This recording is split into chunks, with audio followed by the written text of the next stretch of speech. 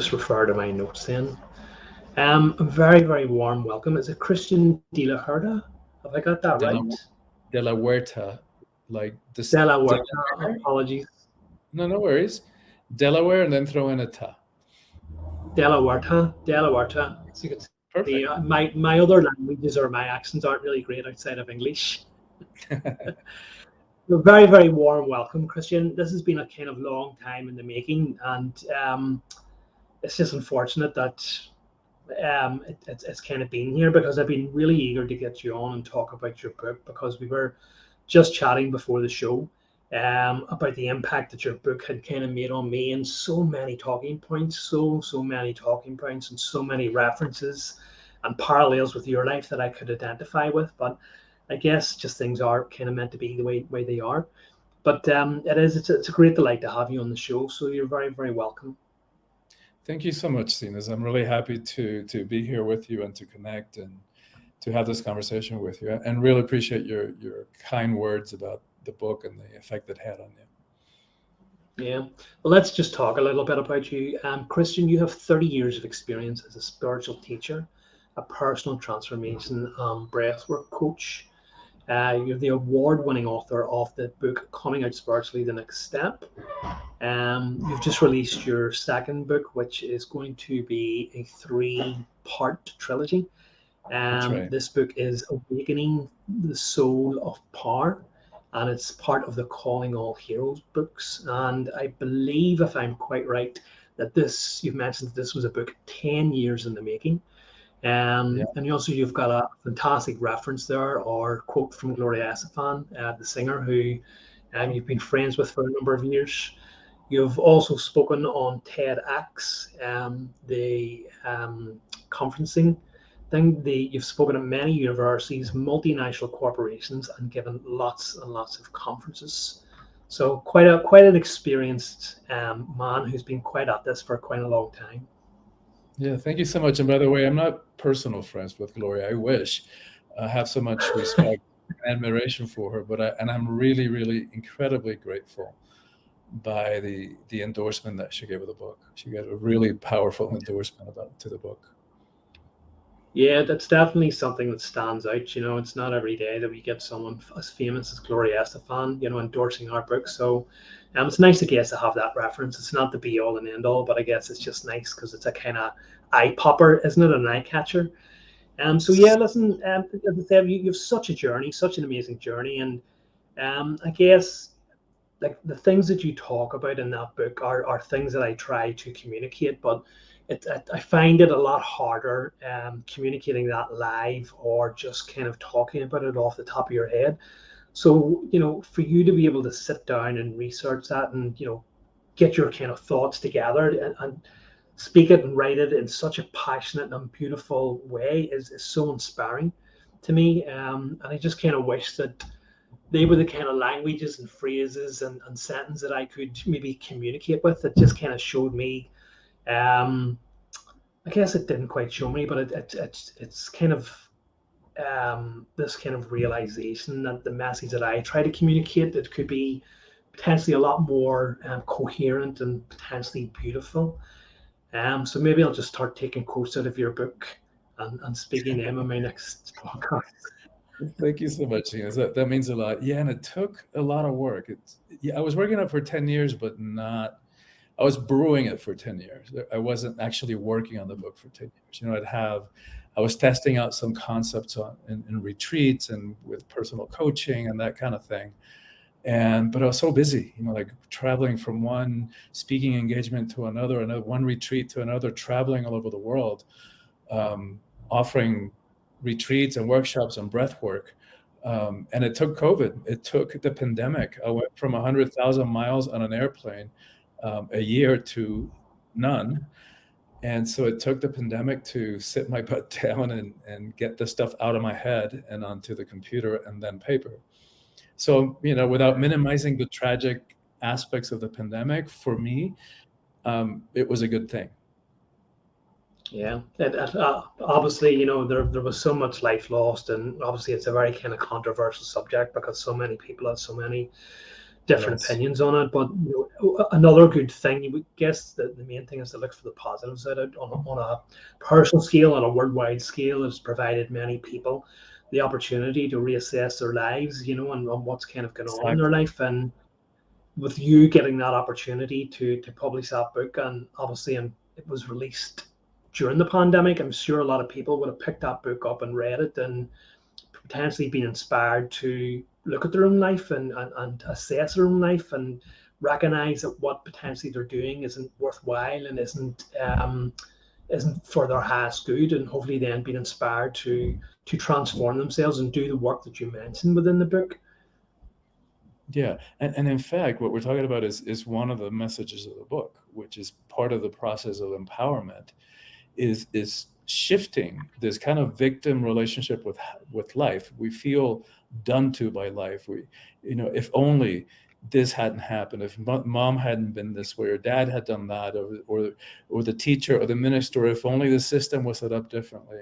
And without minimizing anybody's trauma, we've all experienced traumatic stuff to different degrees.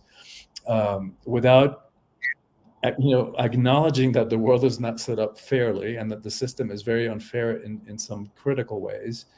um, it's the attitude, right? So what the message, one of the empowering messages of the book is saying that no matter what happened in the past, and no matter what happens going forward, because one thing we can count on is that life is going to continue throwing curveballs our way, whether it's a global pandemic or an unexpected war or economic crisis or personal divorce or illness, death in the family. There's stuff is going to happen that we just didn't see coming. And so rather than feeling like victimized and like kind of buffeted by life's ups and downs and curveballs, one one way to frame that is very empowering is to say, like, no matter what happened, no matter what happens going forward, we always get to choose how we show up in response. And just shifting that the way that we think about that is very empowering, and it pops us out of this victim consciousness, this victim mindset, and we start moving out of this kind of paranoid relationship with life, like life, it's me against the world kind of thing, and life has it out for me, and we walk around just waiting for the next shoe to drop. So we move out of that philosophy or relationship to life, and we move into pronoia instead of paranoia. And pronoia is a concept that says that life or the universe or whatever you want to call it has a vested interest in us, that life has our back. um, and that helps us to reframe that entire relationship. Yeah, beautifully said. Well said. Just before we get into the book, would you mind giving us some background about your life and how you grew up? And because I know that we talked about this before the show, about some of the hardships that you'd kind of faced, and kind of growing up and moving away from that, and ending up following a spiritual teacher, investing all your kind of money in that, until potentially the point where you're kind of at now. I know it's a kind of long journey, but if you could just give us a brief summary, that would be great. Sure. And I started the book by saying that I'm an unlikely person to be writing about personal empowerment and to be writing about what it means to live heroically, because my my entire adolescence was one long depression. I know self-doubt intimately. I know self-hatred, and I was incredibly shy and introverted as a kid. Um, and so for me, flash forward to now. Um, like, no matter what happens in my life, no matter the details, no matter the circumstances, whether a relationship works out or it doesn't, whether a project succeeds or it fails, never, ever, ever do I question my sense of self. My level of self-acceptance and self-love are established and unshakable.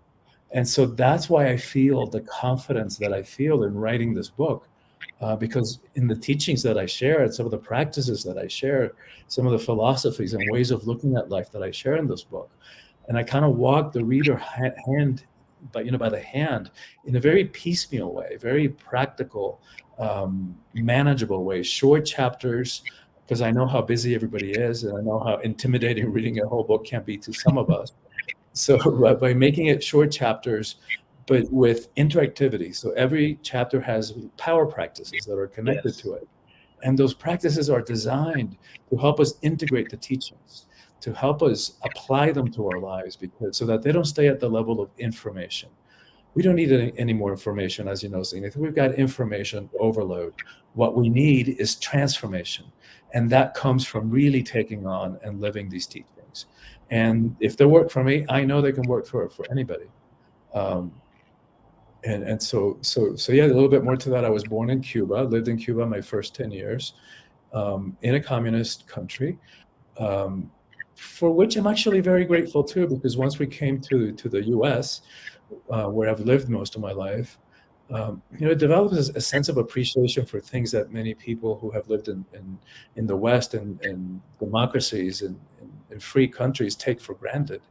Mm. Um, like even, just little things like chewing gum. What's chewing gum to us in developed countries or developing countries? There's nothing. Like we stick a gum in our mouth and spit it out and don't even think about it. When we were kids, and I'm part of a large family. I'm one of 9 kids, Catholic family, and we had it better than most because my parents had friends who worked in foreign embassies. So a couple times a year, my parents would get a little, a box of chiclets, and we'd divide them between the kids, and we'd chew it all day. At the end of the day, we'd get a glass of water with, a little bit of water at the bottom. We'd put some toothpaste in it, and our gum in it, and stir it up and hide it so my mom wouldn't throw it out, and so that it would be minty the next day. And then we'd keep it going for, a week, 2 weeks at a time until she found it and threw it out. And so, yeah, I'm actually grateful because we also had a TV, but there was nothing really worth watching. So we grew up reading, and we grew up creating, inventing our own games and pastimes. And I'm really grateful for that too. Yeah, you're 100% right. I was just ruminating on this the other day, because I've obviously been through a lot of hardships and a lot of loss of things that I would have considered to be part of my life. And when I kind of looked at my own kind of situation and something, I can't remember, I was watching a documentary or something. I was in India, and when I kind of looked at the hardship that a lot of those people face, I kind of recognize, how privileged I actually am to even have the things that I'm considering are substandard, I guess. So it's a perspective. It's all about looking at things, and you're absolutely right. So a lot of the things that we take for granted here in the Western society are absolute privileges to other parts of the world. For me in this country, I've talked about it quite a lot. We've kind of turned into a throwaway society. It's even changed since I was a kind of a young boy, which was a long time ago. Um, and things like I don't know, children's toys. There's no kind of fixing these items. There's no kind of fixing bikes. They're just kind of cast away and thrown away. If something breaks. And yet we still talk about poverty. Poverty Yeah. in this country here. And I kind of go, well, I don't see the poverty. Is poverty maybe not having things that people in other countries would consider absolute privileges? So I think you're absolutely right. It's a perspective about things, and it's a kind of looking at things and realizing, well, some of the things that I would potentially look down upon would be considered, an absolute privilege in other countries. And just to kind of wrap this up a wee bit, I've traveled around. I've been to some really poor countries. I've been to parts of Africa.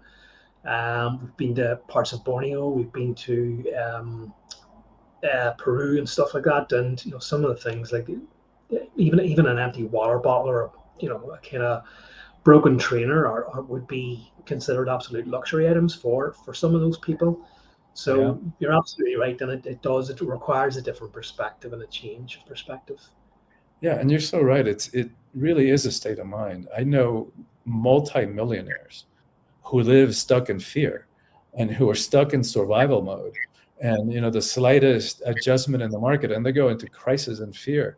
Um, and how much will it take? How many millions will it take for them to feel a sense of trust and inner peace? And I don't think there's a limit to that, because it's a state of mind. I also know people who don't have who don't have a lot of stuff physically, and they're happy, they're content, they have a beautiful relationship with life, and they have inner peace. They look at themselves in the mirror, and sleep well at night, and love their life. Um, and you mentioned that word gratitude, which I spent one of the short chapters on. It's so important. It is one of the paths to soulful power that I write about in the book.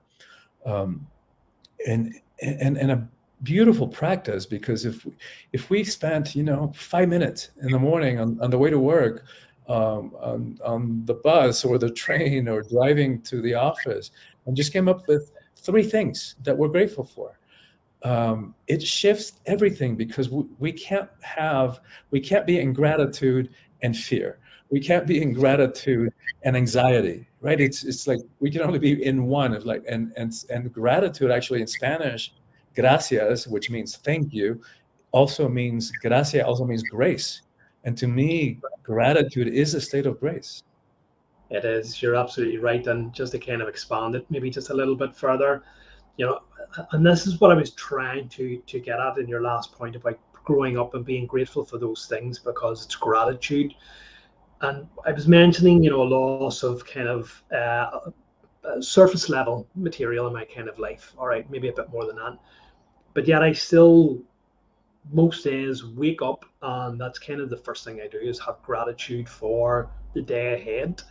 And at the end of the day, if I remember, I have gratitude for the things that have been brought to me, even the hardships that are in my life. I have gratitude for those, because they're helping me transform, they're helping me learn. So although it's Exactly. painful going through a difficult process, I think it's helpful if you have gratitude for that. And with gratitude comes love, comes bliss, comes acceptance, all those great qualities. You're absolutely right. It's such an important thing that people overlook. I think most people just have gratitude for material items, but it's more than that, really, isn't it? Exactly. I mean, even grateful to be in a body, to be in Yeah, this journey of embodiment, um, at this incredible time. Yeah, confusing times, challenging times, but it's the way that you're framing it. Rather than focusing on the negative and the challenges and the fear and the chaos and the uncertainty, if we focus on the opportunities for growth, like, yeah, it sucked. The pandemic sucked. It's so many people died. So many people lost jobs. It impacted the global economy in ways that we're still living from, and feeling the impacts of that.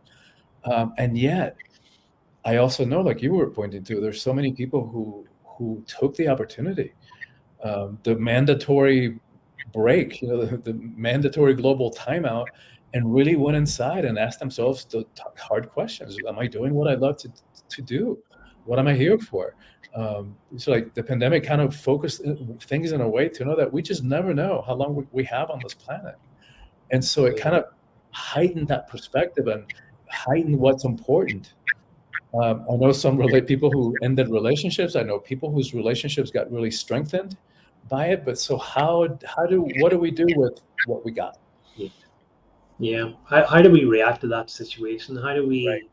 How do we react with negativity? Do we, because it's another part of your book, this kind of victimization. Oh, woe is me, the universe is unfair, life is conspiring to act against me, and the opposite of that is empowerment, is about, okay, well, this is a situation that I'm in, how can I learn from it, how can I grow from it?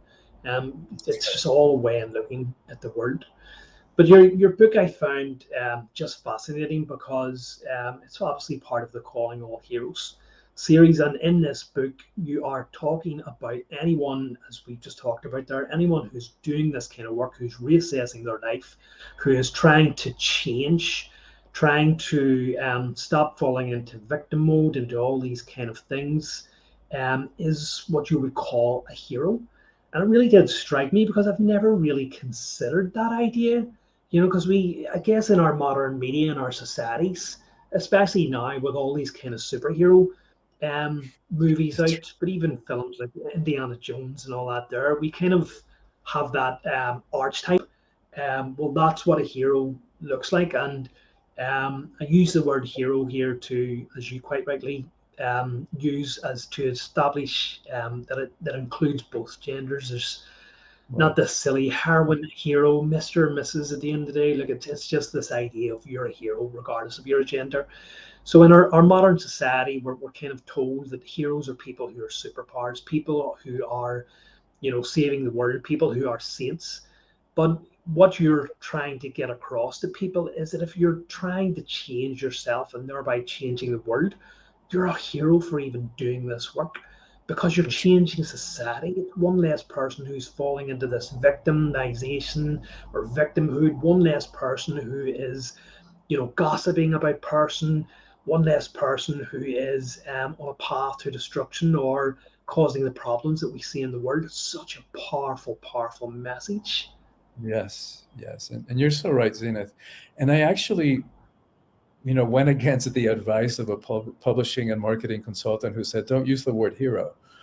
Um, and it's because we most of us struggle with that word. Like, wow, I can't imagine that there's a hero inside of me.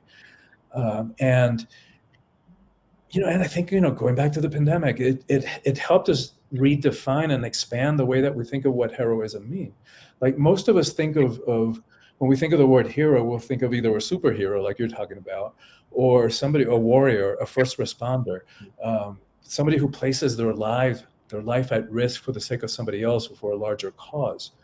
And then the pandemic forced us to include, our healthcare practitioners, our doctors, our nurses, our respiratory therapists, who literally placed their lives and made at risk and made huge sacrifices to keep the rest of us alive, and as healthy as possible.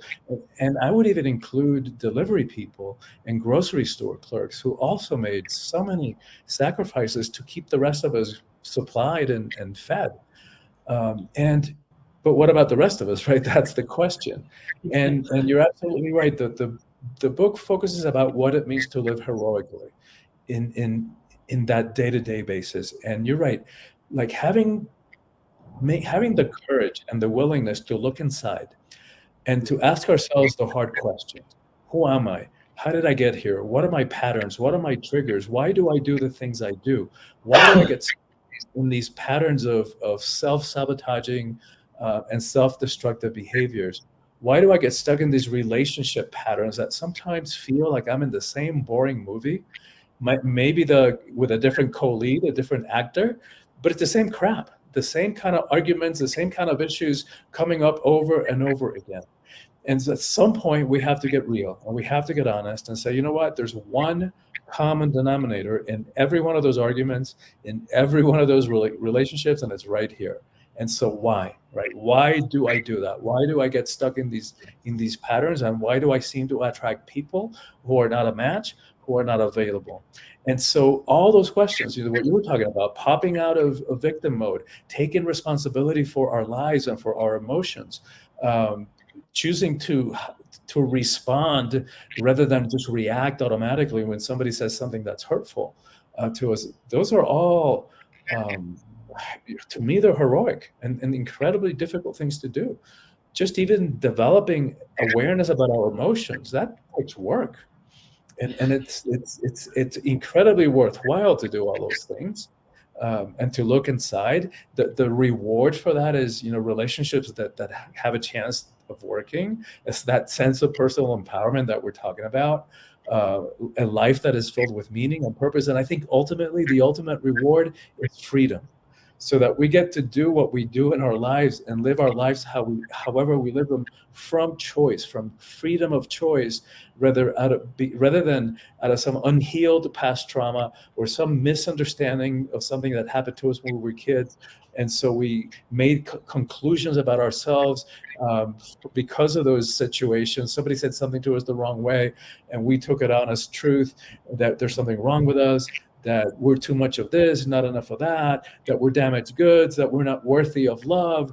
All those conclusions that we make that have no basis on reality and that have impacted all of our relationships. They were just misunderstandings of young minds that didn't know any better. So yes, it takes work to go inside and to look at within, and it's nothing short of heroic, and it is infinitely rewarding and powerful to do that. Yeah, that's such a beautiful sentiment, such a beautiful statement. And I was actually doing a live talk on an app the other day, and I was talking about this idea of a spiritual awakening, and I couldn't quite find the words. And I wish I had remembered your book, because it just speaks these. This is what you're saying. There is what I was trying to get across. This idea of this inner work. It's about changing your mindset, changing the way you think, the way that you look in the world is going to help you cultivate these changes within yourself so that you have a massive shift in consciousness. Um, Yes.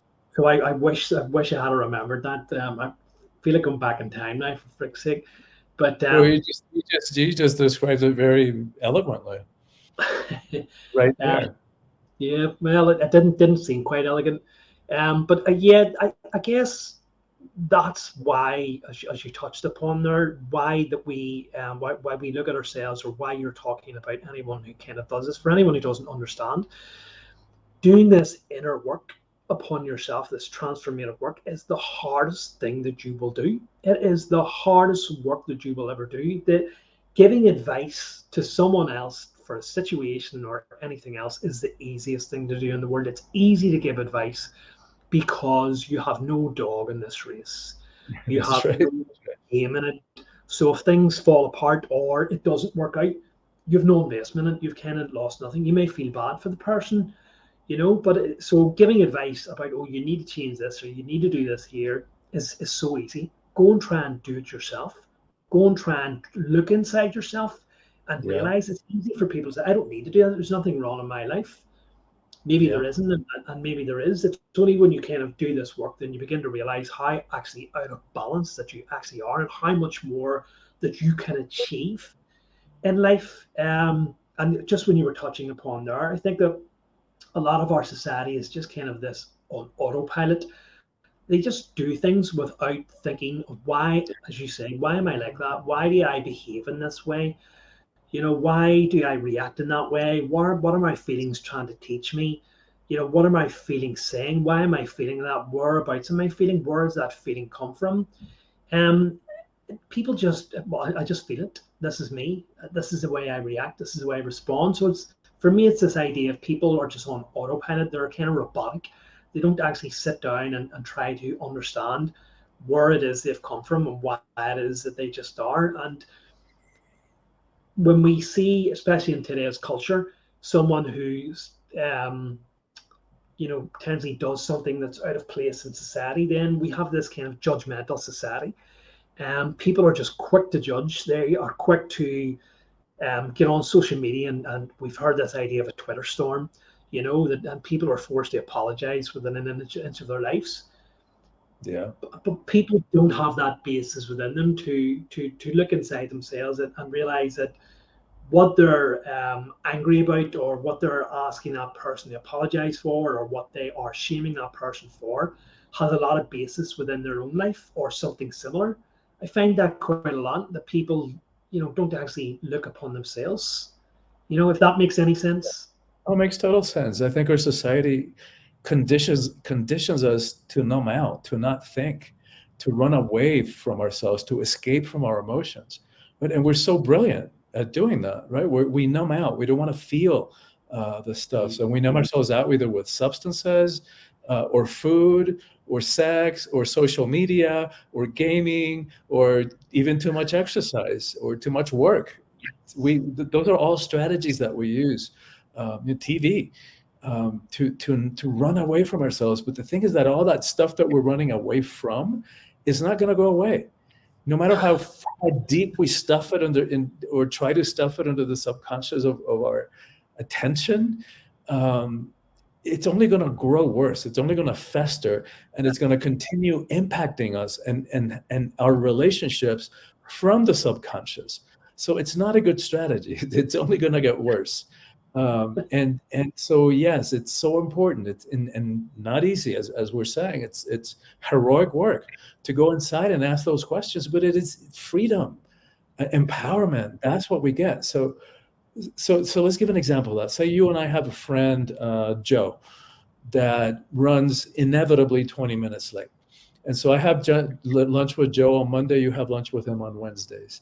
So there I am on Mondays, like I knew it. I knew I should have told him a different time so he'd be here in time, or I should have just shown up late myself. He's so selfish. He is so inconsiderate, so self-absorbed. He doesn't care about anybody but himself, and all the stories, right, etc. All the stories we make up about each other, and the judgments. And then because we're so also conditioned to be afraid of the emotions and to confrontations, to avoid conflict, Joe gets there and I stuff it. I put on a fake smile, but then that resentment, that anger starts dripping out of the side of my mouth, and it comes out in a joke or a bar, comment with a barb, a hook in it. And then we don't really handle it, right? So, or we say like, that's it, I'm not having lunch with Joe anymore, but nothing happens. I start having lunch with Mary, and then Mary starts showing up until late until I get my lesson, right? So what would it look like for me to get my lesson? Because there you are on Wednesday and Joe's late, and you're just like, great. Like, wow, let me return that phone call. Let me catch up on my email. Let me read that article that I've been wanting to read online. So many possible different ways that we can respond to Joe's lateness. Why does it get my goat so much? And so that's the question, right? Why do we do the things we do? So it might look something like this, right? It's not just when Joe shows up late, it's when anybody shows up late, it gets my goat. So what is that? It's not, so now I know it's not about Joe. And it's not only that, if I zoom out even more and expand my question, is when anybody interrupts me, when anybody cuts me off in conversation, or they cut me off in traffic, same thing. My stuff comes up, it gets my goat. What is that? What am I really feeling? Right. Sorry, what am I really feeling? I'm feeling unseen, unappreciated. I'm feeling disrespected. I'm feeling not valued. And if I get really honest, start looking at my life, my lunch with those feelings have been around inside me much longer than I've been having lunch with Joe. So what Joe's lateness is doing is triggering this unhealed part of me, that, some belief that I got from childhood, from early childhood, probably going back to a relationship with mom and dad, that we misheard something or misinterpreted something, and we decided that there's something wrong with us, that we're not worthy, that we don't deserve to have attention. So because those are such intense feelings to have, we stuff them. But again, they don't go away. So now anybody does something that we interpret as disrespect, it triggers that old wound, that which we also don't want to feel. So we turn it into anger and focus it over there, rather than doing whatever work we need to do here to heal that misunderstanding, so that anybody can show up late, anybody can do anything, and we're free. Always a choice, right? We can always choose not to continue having lunch with Joe, or not to be BFFs with anybody that we don't want to be in relationship with. But we do it from a place of choice, a place of freedom, rather than living out of something that was unresolved from childhood. It's like not a good strategy, not a good way to live. Yeah, you're absolutely right once again. And maybe taking it a little step further, because I've had experience of this, of maybe not even someone who's being late. You're right, it triggers something within us, any kind of emotional reaction that we have to a perceived slight. But someone actually physically threatening you, someone, either verbally threatening you or physically threatening you, it's hard to digest that, I guess. It's hard to not fall into the victim of that.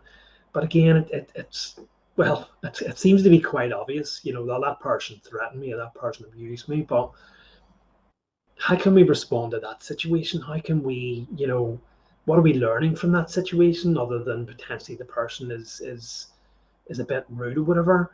But this because I've had experience of this, and I've had to say to myself, why am I feeling anger around this situation? Why do I want this idea of revenge within me? Why do I want to go off and do 101 things on this person who caused that emotional reaction in me?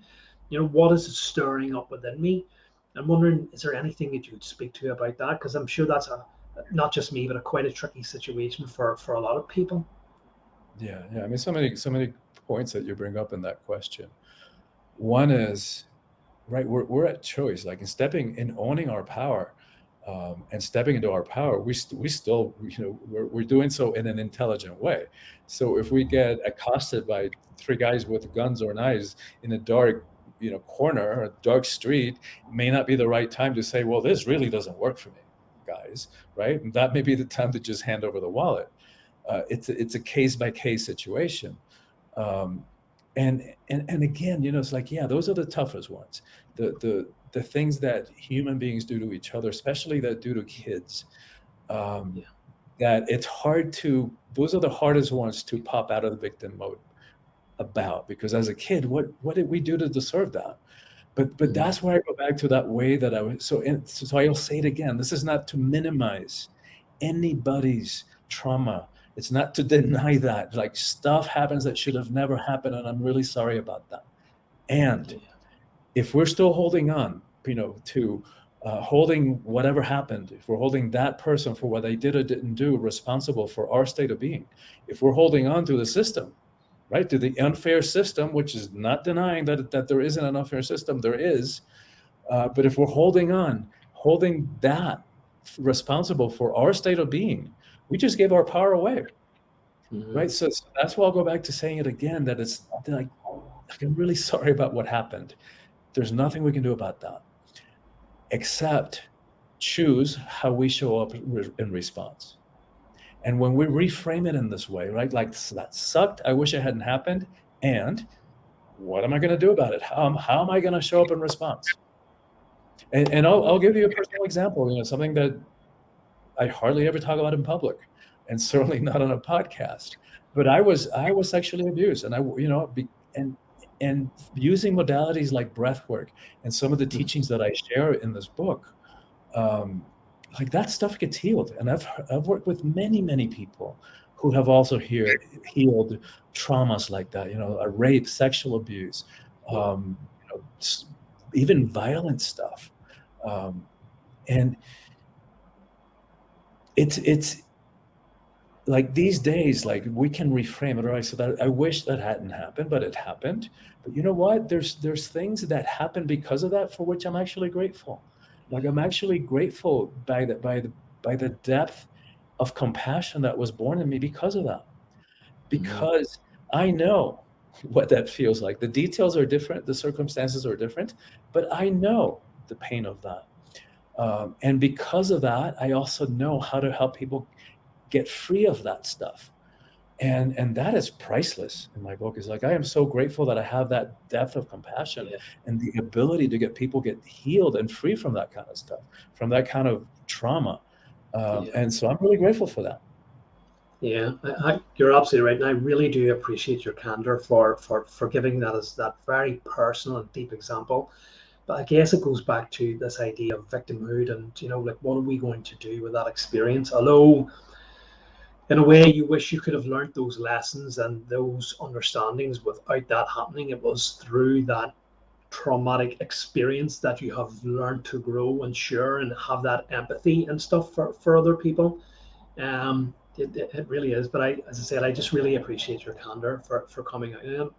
And one thing No, we wanted to kind of touch on, what you mentioned in your book, is about the state of the world today, about higher institutions and how are the people that we put our responsibility in. And this is kind of touching, on personal transformation and being our own hero. Our religious institutions, our politicians, our people in positions of power, influencers, and all that sort of stuff, how that is all kind of feeling and falling down around us. And it's kind of no longer relevant once we kind of awaken to our true power. We no longer need to give our power away, as you were saying, to these kind of people. We begin to realize, certainly that's been my case, where I don't, well, I haven't for a long time, but this idea of stardom, celebrity, mhm. politicians as celebrities, these kind of religious institutions where we're kind of, certainly in the Christian Catholic religion, which I've great experience of too, of kind of bowing down before the priest and waiting for the priest to absolve us. We once we kind of awaken to our own power, once we kind of do this transformative work, we no longer need to rely on those people then in our societies. We become empowered ourselves, and it just forms this great transformation within us, I think. Yes, yes. And you're right. The stronger our sense of self, the more that we know who we are, the more that we step into our power, the less that we need anybody's external approval or validation. right? So that's what this journey is about strengthening our our self-esteem, our self-acceptance, and it begins with self-awareness, because we can't do anything about what we don't know about. Right. So if we're stuck at the level of being angry at Joe because he's late, then we're just going to stay at that level of being angry at Joe or anybody else because they're late. If we're willing to do that heroic work of looking within and looking at the hard questions of why does that trigger me, and why do I keep attracting those people who trigger that, and what am I going to do about it, then we can get free. Then we can heal all those things. And you're absolutely right. That's part of the reason that we have a conflicted relationship with power, is that we tend to associate it with things outside of us. We tend to think people who are powerful are those who have money, who are famous, who are high up in some kind of hierarchy, whether it's the corporate ladder or some kind of religious organization or whatever. But because all those expressions of power are external, they're outside of us, that means they're fickle. Here today, gone tomorrow, as many people discovered when their companies went belly up because of the pandemic. And in contrast with, so that's what I call worldly power, the way that the world looks at power, or ego power. And so that kind of power is always has an agenda. It's always trying to grab something for itself. It's always self-aggrandizing, like blowing itself up to seem bigger than it is. In contrast with what I call spiritual power, or soulful power, that's inside each and every one of us. Nobody can give it to us. Nobody can take it away.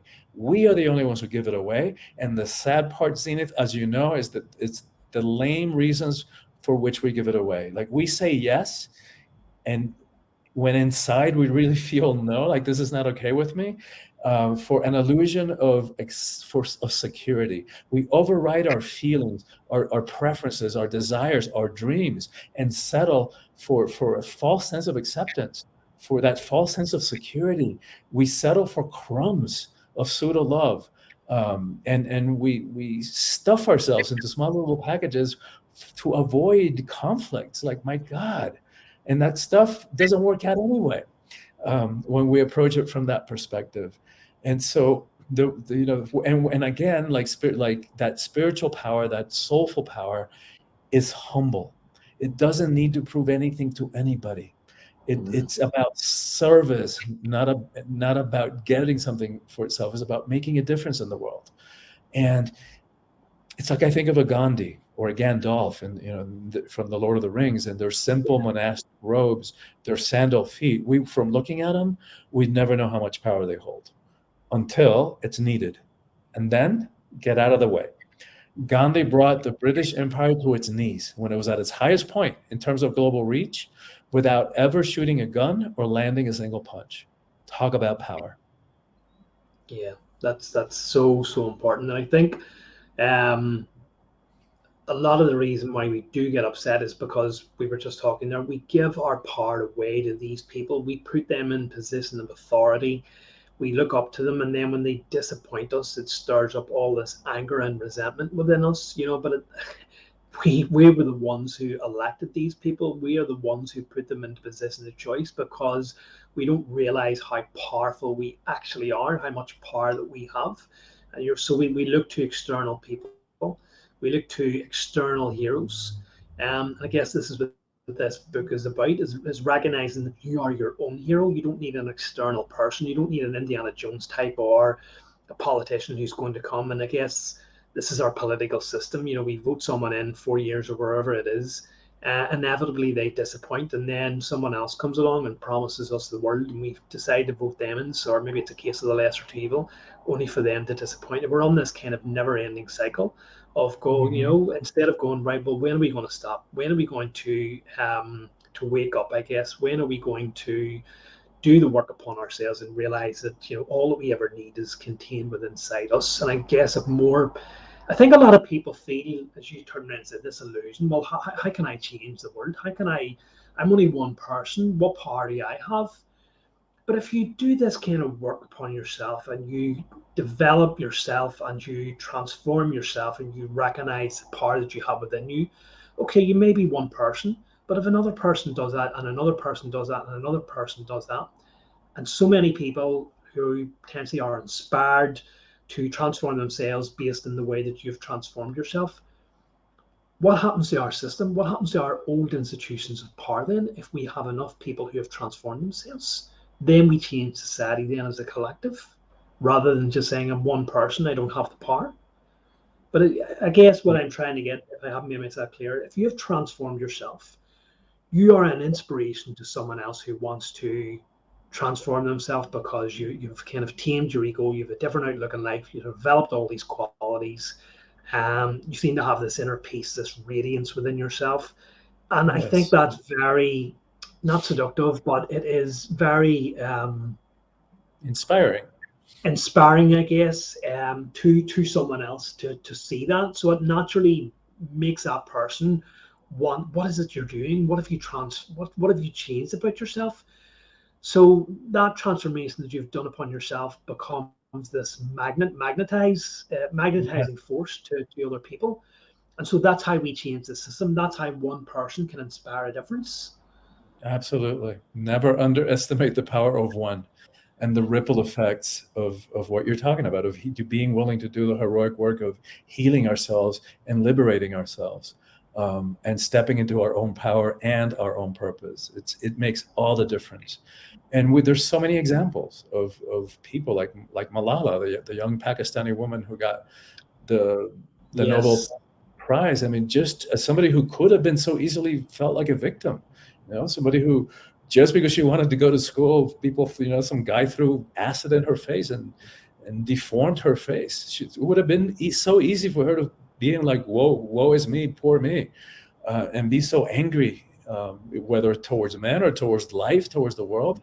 And what did she do with it? She became a global hero. She's like an advocate, an inspiration for women and young girls all over the world, and for all of us, really. And so you're absolutely right. The never underestimate the power of one, and just that willingness of do that internal work of healing and empowering ourselves. And I think what you're pointing about the political system, Zenith, it's like that's the reason that politicians and leaders are so good at keeping people separate and turning people against each other and stoking up fear to keep people separate and afraid of each other. Because once we get the power of coming together, with conviction and with high levels and high values, and do something about all the challenges that we're facing as a species, beginning with climate change, um, it'll be we'll be unstoppable. We'll be unstoppable, and then they'll really get that they work for us.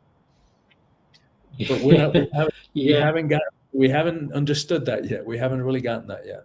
I know it's crazy, but we've put these people into position to represent us. They're meant to be representative of us, but yet That's right. somehow we've got to a situation where, although we've put these people in power to represent us, somehow they have all the power. It's crazy when you think about it. And the same with religious institutions and all that kind of stuff. Um, I guess one great example, and maybe it's slightly controversial, but I kind of, growing up in the Christian Catholic faith, and it didn't resonate with me, for whatever reasons, I kind of turned away from it and rejected all, including the idea of Jesus. And it's only kind of through this transformative work that I have looked, I guess, at that figure, who has been put onto a pedestal um, by our religious organizations. But I guess when we look at really the story of Jesus through this lens of transformation, and take away a kind of the myth about he was the son of God, he was actually a kind of revolutionary. He was an anarchist. He came in and set the established order. His message was about going inside and doing the work and transforming yourself. It was never about I'm the son of God, worship me, through me you'll find thing. It was about learn from my example. And I guess That's he was a threat to the established order because he was trying to inspire people, to change themselves within. Somehow we've ended up in a situation, and again, I don't want to be too controversial here, where his work and his message has been elevated and he's been put onto a pedestal. And once again, we're being told that it is only through this middleman that we have access to him. And I just, it's, again, it's just something that I do kind of like talking about a bit, because once again, Mhm. he was kind of the first hero, because he's doing kind of what you're talking about now, Yes. of going inside yourself and transforming yourself. It's not about miracles and all that kind of stuff, or this divineness. If you transform yourself, you'll naturally feel that divinity Yeah. come within you. So his message was kind of the same. Yes, absolutely. Um, yeah, we forget that Jesus was a Jew, and that he didn't set out. He had no intention to start a new religion. He didn't. It was, and I have huge respect for him. And I did, like you, have to heal my relationship Yeah, with him, and separate his incredibly beautiful, empowering message from what's been said and taught and what's done in his name. yeah, And not only in Catholicism, but all the different yes, variations of Christianity, that Jesus would have nothing to do with. And you're right. I mean, he had very powerful messages about the kingdom of God is within. And what is the kingdom of God? Is not this mythical place that we go to, but that state of being, that state of liberation, awakening, enlightenment, whatever you want to call it. Like you're oh, saying, he never claimed exclusive access to. Like he said, these and greater things you'll do. So he wasn't like you're saying, he wasn't here as like, hey, I'm the only one who gets to do this and worship me. And no, like he was empowering us to do what he was saying, and to follow that path to freedom and to liberation, and to an authentic relationship with the sacred, however you relate to that. yeah, absolutely. Joe, it's something that I meant to mention there a few questions or whatever, a few statements about, because you've mentioned it quite a lot, and it is something that is extremely powerful about this idea of healing, that we need to heal. We need to heal our relationships. We need to heal ourselves. We need to heal the way of the world. And I guess it doesn't matter where you are in life or what kind of ability you have, or what it is. Everything boils down to healing. Everything that we do is healing ourselves on some level. Um, and I kind of say this as someone who has done that kind of healing work and helps to heal others. But healing can come through the power of words. It can come through the power of your voice. It can come on the written page. Everything that we're doing currently on this planet is about healing the self in a healing society, and healing the planet as well. And I guess that's why all of these disasters are coming, because we're so out of balance with the natural way of things, whether they're man-made disasters or whether they're natural disasters. Perhaps the world's trying to tell us something, that we're heading down towards the wrong path. Yes. Yeah. You know, I don't believe in abominations, but if I were to, the externalization of God, the externalization of the sacred, to me is that. How much further could we have placed heaven away from us and away from this planet? And where the hell is heaven anyway? And then we've created this false, artificial dichotomy, this schism between the physical or and the spiritual. And so everything that's of the physical, we made it something less than, something to be conquered, subjugated, controlled. In the case of the body, we animalized it. In the case of sexuality, we demonized it. So no wonder we have sexual issues as a species. And then everything of the sacred, we put it way away from us, like almost impossible to reach. So part of what I see are, and so no wonder, right? Because of that relationship with the physicals, no wonder we treat the planet the way that we do. It's sort of this wham, bam, thank you, ma'am relationship. We rape and pillage and take and take and take without regard to even our own survival on this planet. So I agree with you that that's what we're facing. That's what's up for us, right? It's like this. We cannot continue to have this abusive adversarial relationship with nature, because guess what? She's going to win. She's going to have the final word. And to me, healing this relationship with nature it is part of what's up for us. It's the calling. We have to do it. And to me, even the pandemic is a symptom of that, of this imbalanced relationship with nature that we've been having for the last several thousand years of the patriarchy.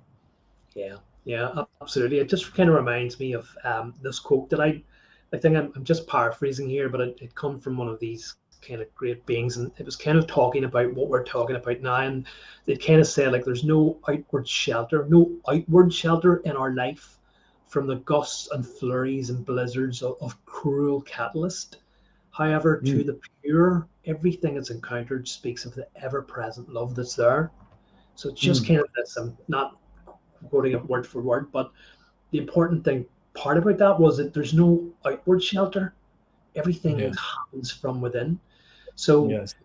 if we're looking to change our physical world, if we're looking to change Yes. ourselves, we need to go within and transform ourselves. And that's potentially why we'll see, nature, as you say, this repairing and this healing relationship with nature. And we'll see that I guess the anger within nature, I guess, to be calmed down, or for want of a better kind of term. I think that's why we're seeing so many kind of natural disasters, is because of the state of consciousness that we're currently projecting in the world. And we need to, as we've just been talking about, to go within ourselves, heal our relationship with ourselves, so Mm, that we don't are triggered by events, situations, and people, so that we mm. understand what it is that we're going through, so that we can help and understand what someone else is going through, and that way we can help heal the planet. Yes, and you're right, and it all starts right here, right? If we want to find balance in the world, it has to start here. If we want to find balance between the masculine and the feminine energies in the world, it's got to start with us too. And because just talking about the patriarchy, which connects to power, right? Because that toxic masculinity way of expressing power is hierarchical. It's about force, about control, about fear, about domination, about manipulation. Whereas the other kind of power that I'm talking about, which is, we can say it's a more feminine expression of power. And by the way, that's one of the misunderstandings that we have as a species. We've turned the feminine into something weak. It's like, wait a minute, like what a faulty assumption. You want to talk power, you want to talk strength, you want to talk courage, resilience. Let's talk about the power of creation that resides in a female body. Mm. Um, and to be clear, these energies will course through all of us. They course through all of creation. We get into trouble because we have turned one of them into something less than and inferior to the other. And it's like that's part of what we're going through. These patriarchal systems that are no longer sustainable are imploding in front of our eyes. Whereas what's being birthed is this more power with approach, which is spiritual power, soulful power, Mhm. is not threatened by somebody else having power. That power over approach, it is, right? Because it comes from that worldly power believes that there's a limited amount of it. So it feels that if you have power, you're taking away from them. Like there's a limited pie. So I've got to hoard it and it's mine and you can't have any. And I'm going to keep you down. I'm going to keep my knee to your neck to keep you from having power. Um, Whereas like, wait a minute, if I'm in my own power, if I know who I am, then my approach to life is like, hey, I can handle anything. I can handle whatever life throws my way, and I can certainly handle myself and have healthy boundaries and be clear about what works for me and what doesn't work for me, and communicate that, and not put up with anything that doesn't work for me. That, and at the same time, I can honor, I can respect, I can celebrate other people being in their power because I know I can handle that.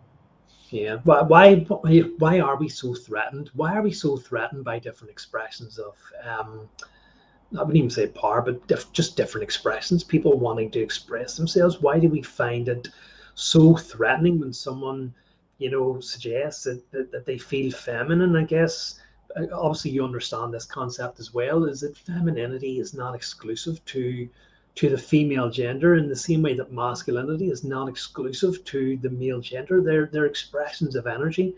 They're different emotions that are expressed. There are as many women out there who behave in a masculine way as there are as many, well, they're not quite like, but there's quite a lot of women out there who are actually quite masculine, as there are men out there who are feminine. Just because you're born into a gender doesn't necessarily mean, for me, that that expression of energy is rightfully yours. And I think that what we're looking at in society, where we're talking about this, oh, the return of the femininity and everything's going to be feminine, you know, we're going to overturn the patriarchy. It's not, for me, about that. It's about finding the balance between the two. That's right. And the problem is that because we've been such a patriarchal society, and power is associated with patriarchy, toxic masculinity, big, strong, macho man, you know, can't show their feelings, all this kind of thing, can't break down crying. That has been the dominant force, and we need to rebalance that with this idea of femininity. It's something that I have talked about. I've wrote a couple of posts on about gender expression and this idea of glamour as just being within kind of one gender. Yeah. Um, but for me anyway, because the feminine expression has been so um, what's the concept I use, so underwhelmingly expressed, we're seeing such a massive revival in it now. And for me personally, I think this is why we're seeing so many people who feel that they need to identify with the opposite gender, especially men who transition to women. For me, it's because it's not quite understanding that you don't quite need to transition to a woman, but it's because this real big feeling within inside you of this femininity. That's just my kind of idea in it, because I understand it. I've been through it myself. I feel this very feminine side to me. I've had this message that came to me to say that once the masculine and the feminine are in balance, the heart is complete. And that really has spoken to me about that, because then I feel whole, I feel unified. Hmm. Yeah. I mean, so much, again, so much in what you just said. Um, I wouldn't dare to begin to claim that I understand, um, a transgender person, because I'm not one. I can Yeah. understand it from the outside. I can certainly have no judgment about it. Um, and I'm very grateful for the transgender community, because they're forcing all of us to ask these questions, right? What is gender? And is gender really this binary, black and white thing? Which is not. In many indigenous traditions, there were more than one gender. The Native Americans used to talk about the two spirited people that contained within them both the masculine and feminine energies. And so, and I want to highlight something else that you said about this patriarchal system, because again, without minimizing the price that women have paid, right, for this patriarchal system, it doesn't even begin to compare. And men are also paying a price for that because of what you were talking about. So let's look at a couple statistics. Um, in the US, women outlive men by 5 years. Globally, by 7 years. We look at suicide numbers, and I only have these for the US. In the US, men commit suicide 4 times as frequently. And in fact, 70% of the suicides in the US are committed by middle-aged white men, which I think inarguably still hold the majority of the power in the world. And so we would think, like, wow, shouldn't there be some benefit in terms of health, mental health and happiness and longevity within this group that holds the majority of the power? Shouldn't they have an advantage? But no, it isn't that way. And I think it's because of what you're talking about, because we have this mistaken, limiting idea of what it means to be a man. And because we've turned the emotions into weakness. And so we think, since we're boys, little boys don't cry. Why is that? Because only little girls cry, and because the emotions are weaknesses? Like many faulty assumptions in that. But because of that, we walk around like these uncaring, unfeeling robots. And there's a price to pay for that. Because what used to be spiritual teaching, that everything is energy, now we know from quantum physics that it's so.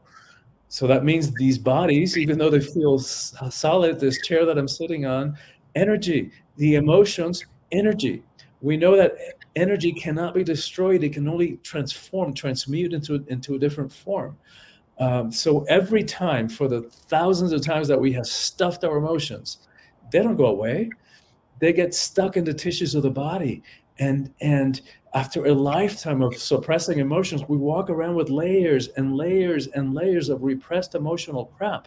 And then here we are trying to have a relationship, all of it getting filtered through that lifetime of suppressed emotions and unhealed past trauma. And that energy has to come out one way or the other. So what happens is we suppress, suppress, suppress, and then the next unfortunate one just comes and rubs us the wrong way, says something to us the wrong way, and boom, volcanic eruption, and we cause harm to our relationships. Or suppress, suppress, suppress. The only other thing that can happen is that energy starts seeping out and showing up as bodily symptoms, as illness, heart attacks, stomach ulcers, cancer. And I think that's the reason why that helps to understand why the longevity issue, Yeah. the difference between men and women when it comes to longevity. Yeah, that's a great point. And just to kind of clarify what I was trying to get at there, I think that women in today's society are the liberated gender within society. They're a lot more free to express themselves. I think men are at a disadvantage now, and they don't know how to react. They don't know what to do in today's kind of liberated society of emotions, of whatever it is, that kind of goes on. I think that men are kind of stuck. They're kind of don't quite know where to kind of move forward between the old idea of masculinity and this kind of embrace of, Yes. moving a bit more towards um, this female oriented kind of society that we're getting into this idea of freedom of expression, of expressing your emotions, of being able to break down and cry. There's just something kind of about that. I think that just women are a lot more liberated through everything that they do, freedom to express themselves in whichever way that they choose to do. And men are just kind of like, well, don't quite know how to move forward. And I think that speaks a bit to what you were saying, is that unless you're getting in touch with these feminine qualities of yourself, unless you're expressing yourself in a more kind of balanced, healthy way, Yeah. of instead of bottling up these emotions, of being free to express yourself, free to just tell people that you love them. Like women are very good at, men are very terrible at that. What do you mean you Right. love me? Right. Right. Um, And that's because of those limiting definitions of what it means to be a man. And the book is for everybody. All of us struggle with issues around power, but it has a particular message for women, and that comes from my belief that the empowerment of women is the single most important thing that happens in the world, that needs to happen in the world. It's not to idealize women. It's not to put women up on a pedestal. Women also abuse power yes. disproportionately, but they do. Um, but it's because as a world, as a species, we've been running so off balance, so off kilter between those energies that we're talking about, the masculine and the feminine energies. And I believe that when women are in 50% of power in this world, that we're going to have a very different relationship to war and poverty and hunger and social justice and education and how we treat the environment, etc. So for me, it's like a strategic thing. Like, what is one thing that we could focus on that will then impact all these incredible challenges that we're facing in this world? And to me, that's what I land on: the empowerment of women. And I also like, I want to honor men. I don't want to leave men behind. So that's why I added a chapter on what it means to be a man in the 21st century. Like, we need to redefine, to upgrade, to update the way that we think about masculinity. And so what I did in that chapter is come up with some of the stereotypical, or some of the roles that men have fulfilled throughout history, Yes. and redefine them, expand them, because I think that's part of the reason that so many men are struggling, and why so many people are looking backward towards a more dictatorial, totalitarian way of being at this point in our lives, because there's so much change happening. And as women are becoming empowered, men are having to shift, and some are being threatened by that. Yes. And so, like, I don't have global numbers for that, but I know that in the US a few years ago, and the dates are in the book, But in heterosexual households in the US, 40%, the woman is earning more than the man. At the same time, you combine that with the fact that so many jobs are being outsourced, so many jobs are being replaced by computers and robots and technology, that men are suddenly is like, wow, like who am I if I'm not the provider? Like, and so men are having a real difficult time, and I get it, and my heart goes out to them. And like, what a limited way to think of yourself as a man if you're defining your masculinity by the size of your paycheck. And so, what about how can we expand that? What if we, like, say we're the father in a household? What if we provided a safe container, right? And what if we were that rock in the family from which our spouse, our kids can feel so like supported that they can then experiment with different forms of being and with different ways of being in the world. But having that certainty that that rock, that dad is a rock, right? That is priceless. That is so much more, infinitely more important than the size of the paycheck. Um, and so, because there's the size of the paycheck, there are other ways that money can be created. Providing that rock in a family is like not many people can do that. And so again, exploring, like that's another typical role that men have played throughout history.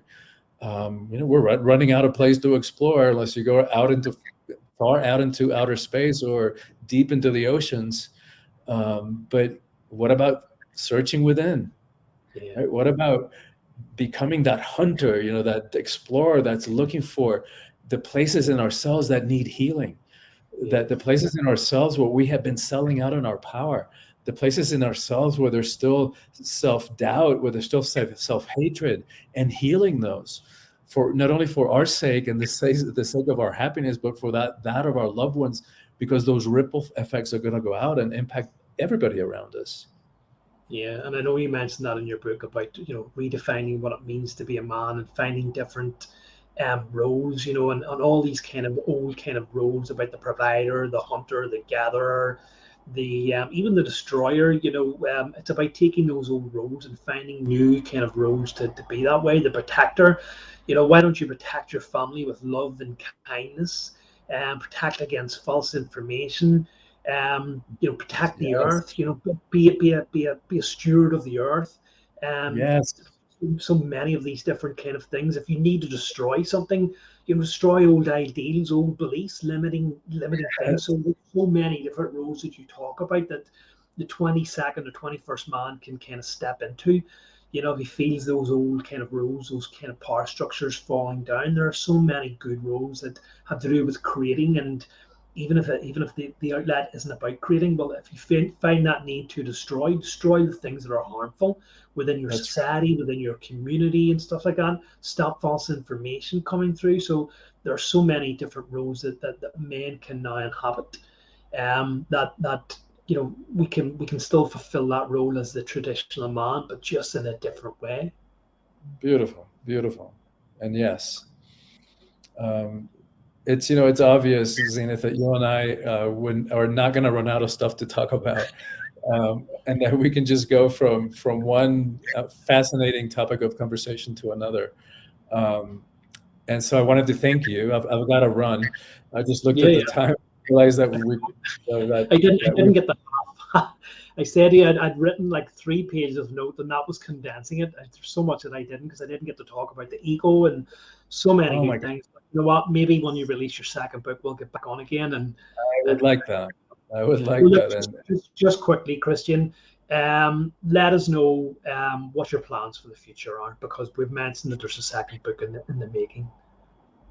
yeah, I'm about halfway done with the second book, which is focuses on relationships and how to have relationships that can actually have a chance of working, and how to approach them consciously. So if you are in a relationship and you've got those basic human needs for companionship, sex, family, and all that good stuff, then what? How do we use that form, that container of the relationship, to speed up our own process of healing and evolution? And if you're not in relationship and would like to be, how do we identify and clear and remove those subconscious patterns that have us blocking relationships by having us attract subconsciously, of course, people who are not a match, people who are not available, people who live on the other side of the world, people who are already with somebody else. So what's up with that, and how do we heal those patterns? The third book is on life purpose, like what are we really doing here at a soul level, at a mission level, and how do we stop playing small and stuffing ourselves into smaller little packages so as not to rock the boat too much, or out of fear of survival. Um, and I'm also, the other things that I'm working on, I've because of COVID, after doing live events and retreats and workshops for 30 years, COVID kind of forced my hand and to create virtual online programming, which I've known for years I needed to do, because people from other parts of the world may never be able to come to one of my events. So I'm also grateful for that, I took the opportunity and I created virtual online programming. I've got a year-long coaching program that people are having amazing success with. Um, I am Because of this, I'll go back to doing retreats and workshops. In fact, I'm already starting to schedule them again, the first couple. But here's what I've learned over the years. Some number of people would come to a weekend and have this amazing experience and see themselves from a more expanded way, like life-changing in many ways. And if they didn't have a support system, a practice, accountability when they went back home, it's not hard to get sucked into the distractions of life and the day-to-day and all the demands of life. And pretty soon, if we're not paying attention, the old voices of fear and self-doubt and those self-defeating behaviors and self-sabotaging patterns starts creeping up again. They would start creeping up again, and then dragging them down, and then they'd have to come to another retreat. What I'm loving about this year-long structure is that I get to stretch out the teachings over the course of a year, deliver it bite-size, piecemeal, just a little bit at a time, but with those interactive power practices that we were talking about before, that are designed to integrate the teachings so they don't stay at the level of information.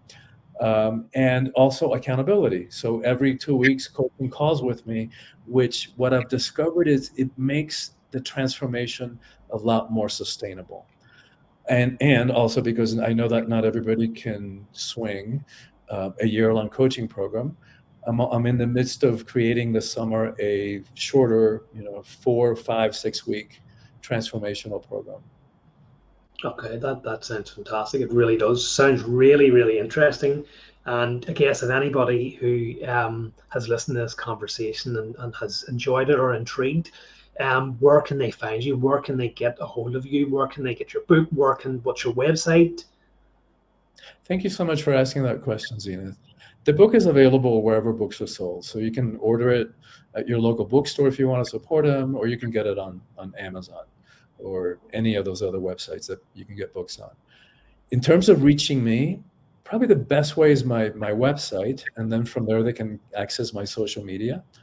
My website is soulfulpower.com, SOULFULPOWER.com.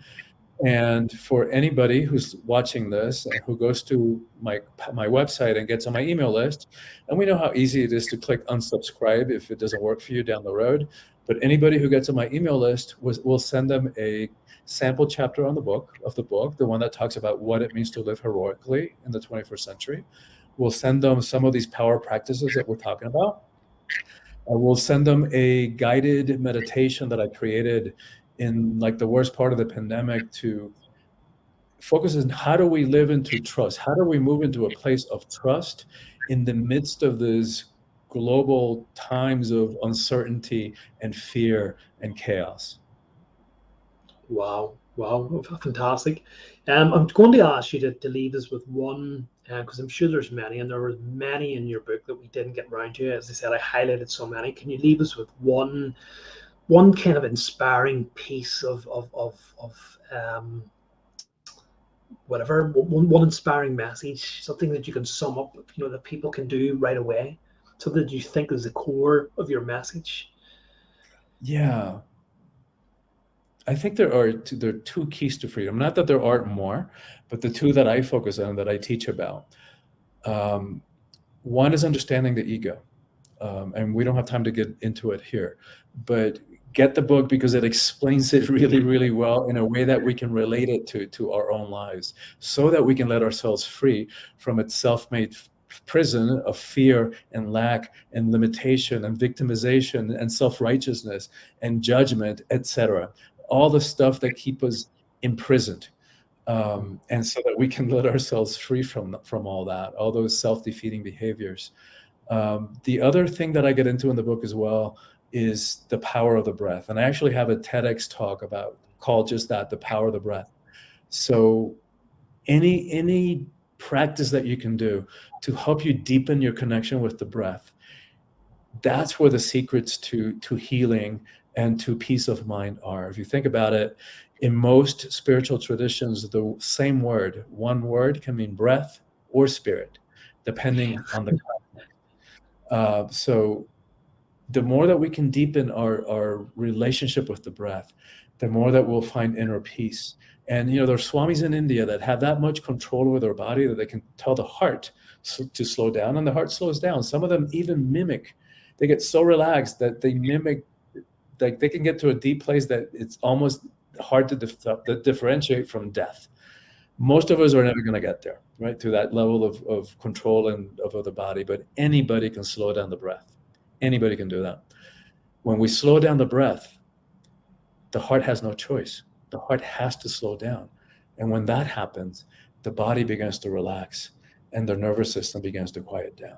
So if you're looking for inner peace, if you're looking to learn how to be the eye of the storm in this crazy world in which we live, learn about the breath and learn about some breathing practices and some breathing techniques that will change your life. Yeah. And please actually just go to Christian's website to learn directly from him, rather than trying to do it yourself, because as you can hear, he talks so eloquently and so beautifully about this stuff. Christian, it's just been an absolute pleasure, and I really do hope for anyone who's watching this can really see the enthusiasm that comes across, for Christian's book and the topics. And unfortunately, we ran out of time here today, but believe me, I had so many notes because this book is so absolutely fabulous. So please, if you're watching this here, please go and purchase this book. It's only a few bucks, but it will absolutely transform your life with the practices and the guidance and the tips that he has within it. It is such a powerful book, and I really do look forward to reading the next installments within it. Christian, it's been an absolute pleasure. Thank you so much for agreeing to come on. Thank you for your time. Thank you for your insight and your wisdom. You've certainly transformed me. Thank you. Oh my God, those words are so profoundly touching. Thank you so much, Zena. Thank you for the beautiful way that you speak about my book, and I am so grateful that it had an impact on your life. And thank you for having me on the show. Thank you for having the show. I know that because you were willing to do that and to say yes to that calling to have a podcast, many lives are being impacted because of it. So thank you, brother. Thank you so much, and I look forward to seeing you again. Same here.